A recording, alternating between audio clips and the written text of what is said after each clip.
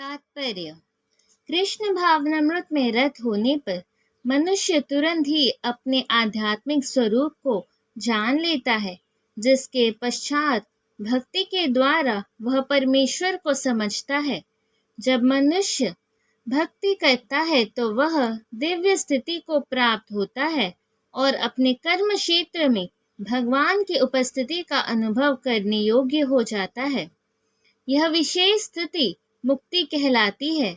मुक्ति विशेषक उपयुक्त सिद्धांतों का प्रतिपादन करके श्री भगवान अर्जुन को यह शिक्षा देते हैं कि मनुष्य किस प्रकार अष्टांग योग का अभ्यास करके इस स्थिति को प्राप्त होता है। यह अष्टांग योग 8 विधियों यम, नियम, आसन, प्राणायाम, प्रत्याहार, धारणा, ध्यान तथा समाधि में विभाजित है। छठे अध्याय में योग के विषय में विस्तृत व्याख्या की गई है।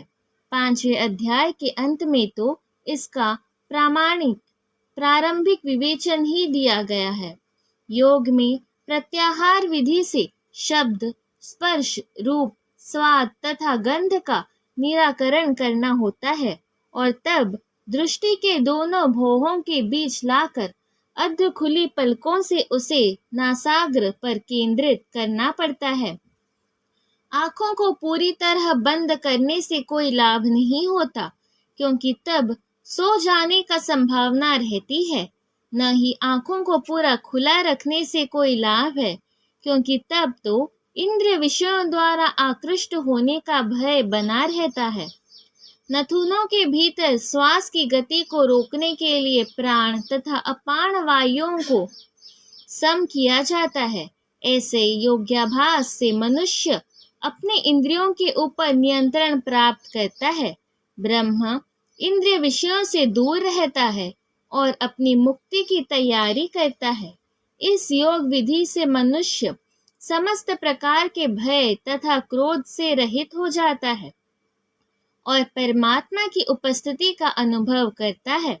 दूसरे शब्दों में कृष्ण भावनामृत योग के सिद्धांतों को संपन्न करने की सरलतम विधि है। अगले अध्याय में इसकी विस्तार से व्याख्या होगी, किंतु कृष्ण भावना भावित व्यक्ति सदैव भक्ति में लीन रहता है, जिससे उसकी इंद्रियों के अन्यत्र प्रवृत्त होने का भय नहीं रह जाता। अष्टांग योग की अपेक्षा इंद्रियों को वश में करने की यह अधिक उत्तम विधि है। मुझे समस्त यज्ञों तथा तपस्याओं का परम भोक्ता, समस्त लोकों तथा देवताओं का परमेश्वर एवं समस्त जीवों का उपकारी एवं हितैषी जानकर मेरे भावनामृत से पूर्ण पुरुष भौतिक दुखों से शांति लाभ करता है। तात्पर्य।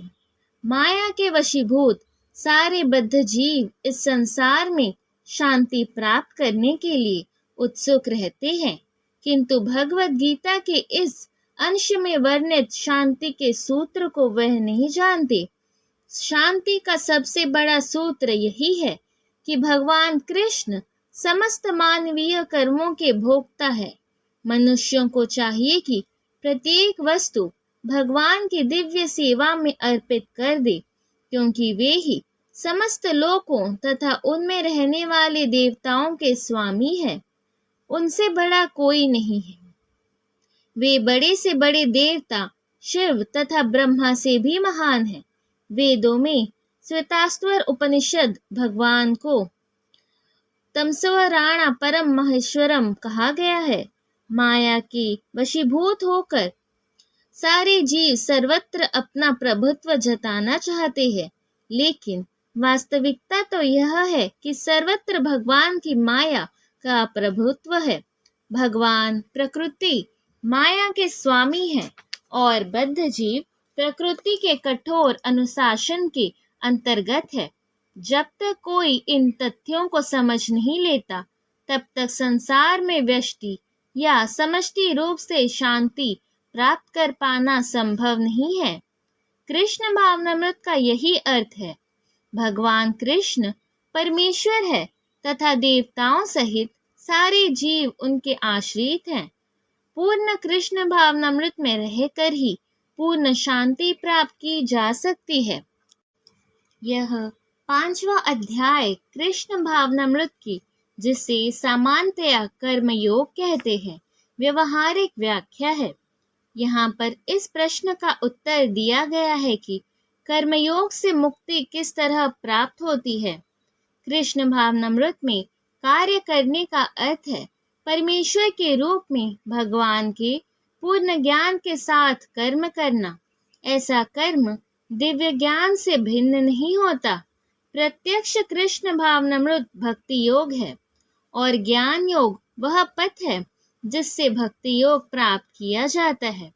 कृष्ण भावनामृत का अर्थ है परमेश्वर के साथ अपने संबंध का पूर्ण ज्ञान प्राप्त करके कर्म करना, और इस चेतना की पूर्णता का अर्थ है कृष्ण या श्री भगवान का पूर्ण ज्ञान। शुद्ध जीव भगवान के अंश रूप में ईश्वर का शाश्वत दास है।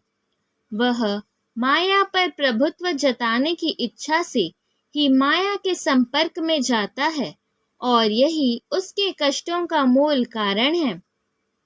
जब तक वह पदार्थ के संपर्क में रहता है, उसे भौतिक आवश्यकताओं के लिए कर्म करना पड़ता है, किंतु कृष्ण भावनामृत उसे पदार्थ के परिधि में स्थित होते हुए भी आध्यात्मिक जीवन में ले आता है, क्योंकि भौतिक जगत में भक्ति का अभ्यास करने पर जीव का दिव्य स्वरूप पुनः प्रकट होता है। जो मनुष्य जितना ही प्रकट है, वह उतना ही पदार्थ के बंधन से मुक्त रहता है। भगवान किसी का पक्षपात नहीं करते। यह तो कृष्ण भावनामृत के लिए व्यक्तिगत व्यवहारिक कर्तव्य पालन पर निर्भर करता है, जिससे मनुष्य इंद्रियों पर नियंत्रण प्राप्त करके इच्छा तथा क्रोध के प्रभाव को जीत लेता है, और जो कोई उपयुक्त कामेक्षाओं को वश में करके कृष्ण भावनामृत में दृढ़ रहता है, वह ब्रह्म निर्वाण या दिव्य अवस्था को प्राप्त होता है। कृष्ण भावनामृत में अष्टांग योग पद्धति का स्वयमेव अभ्यास होता है, क्योंकि इससे अंतिम लक्ष्य की पूर्ति होती है। यम, नियम, आसन, प्राणायाम, प्रत्याहार, धारणा, ध्यान तथा समाधि के अभ्यास द्वारा धीरे धीरे प्रगति हो सकती है, किंतु भक्ति योग में तो ये प्रस्तावना के स्वरूप है, क्योंकि केवल इसी से मनुष्य को पूर्ण शांति प्राप्त हो सकती है। यही जीवन की परम सिद्धि है। इस प्रकार श्रीमद् भागवत गीता के 5म अध्याय कर्म योग कृष्ण भावना भावित कर्म का भक्ति वेदांत तात्पर्य पूर्ण हुआ। जय श्री कृष्ण।